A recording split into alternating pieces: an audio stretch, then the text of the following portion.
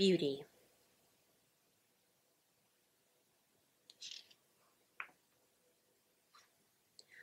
A long time ago, a handsome colt was born on a quiet farm. His coat was a beautiful shiny black, except for one white foot and a white star on his forehead. He enjoyed running through meadows, but he was also very calm and well-behaved. Years passed, and the colt grew into a proud stallion. It was time for him to begin to work. One day, a kind man named Squire Gordon came to the farm. He took one look at the black horse and decided to buy the horse and take him back to his estate. Before he left the farm, the horse was taught how to wear a saddle and how to carry a rider.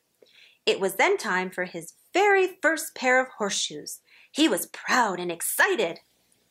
The horse was ready to leave the farm. He said goodbye to the meadows he had run in, to the people who had taken care of him, and finally to his mother. His mother told him to be gentle and good and gave him a farewell nuzzle. The horse's new home was a beautiful manor, where he was taken care of by John, the welcoming stable master.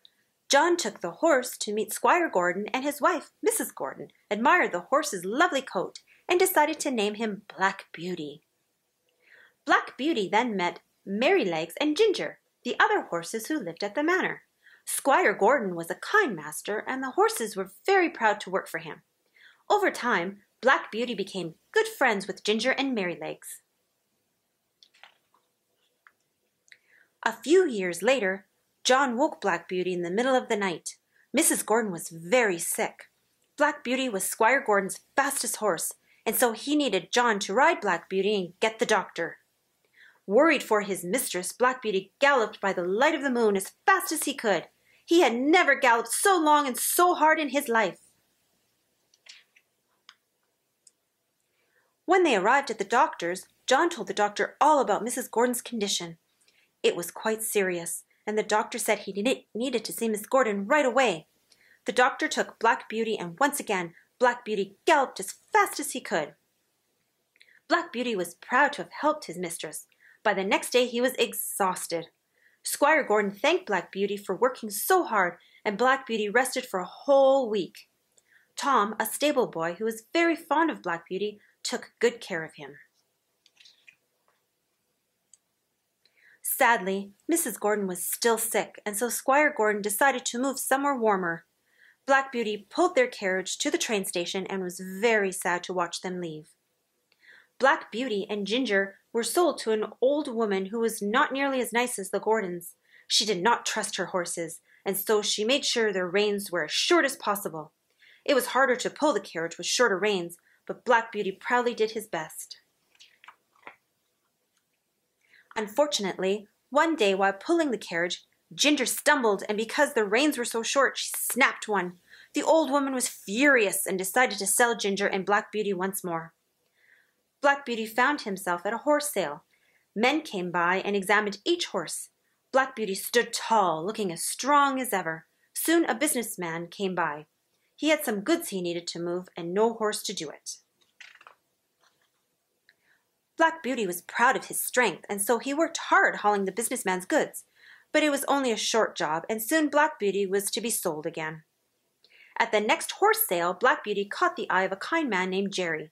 Jerry drove a cab in the bustling city of London and was in need of a strong and sturdy horse to pull it. Over time, Black Beauty became one of the city's best cab horses. He knew all the city streets by heart, and his shiny black coat was admired by everyone he passed. Whenever he arrived to pick up passengers, people would admire his lovely coat and be proud to ride in Jerry's cab. Jerry treated Black Beauty with love and kindness, and his family adored Black Beauty. Jerry always made sure to rest between long journeys and never worked Black Beauty too hard. Jerry's children helped take care of Black Beauty too, feeding him sweet apples and shining his coat. As a cab horse, Black Beauty often took lords and ladies to their magnificent homes. He loved to stand outside and admire them. One day, as he waited outside, he saw Ginger. She looked tired, and after working hard for years, Black Beauty wished her well and was all the more glad for Jerry's kindness. One day, Black Beauty and Jerry were asked to pick up a very inconsiderate gentleman. The gentleman told Jerry he was about to leave many times, but never left, and so Jerry waited in the snow for hours.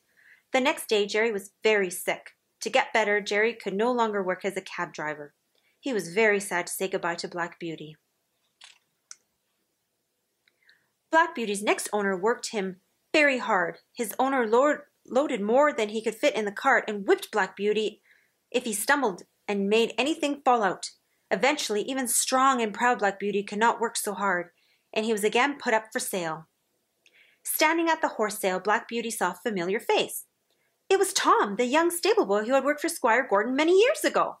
He was all grown up with a family and farm of his very own.